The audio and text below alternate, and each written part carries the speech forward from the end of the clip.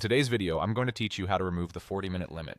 If you've ever had a Zoom meeting cut off right as things were getting productive, you've likely run into the 40-minute cap that applies to the free basic plan when there are 3 or more participants.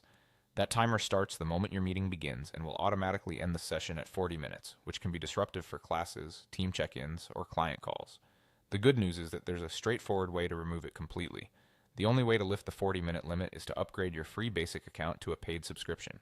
Any paid tier, Zoom Pro, Business, or Enterprise, removes that time restriction for meetings you host. Practically speaking, once you're on a paid plan, your meetings with 3 or more participants can run as long as you need without being cut off. Here's how to do it. Open your browser and sign into your Zoom account on the official Zoom website.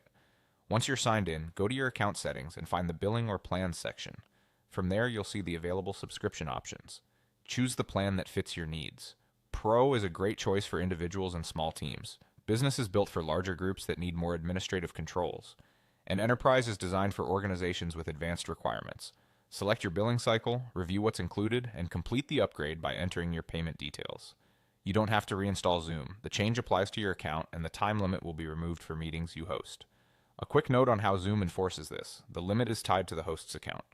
If you're hosting on a free basic plan and invite others, the 40-minute cap will apply when 3 or more people are in the room. If you join someone else's meeting and that person is on a paid plan, their meeting won't be limited by your account type.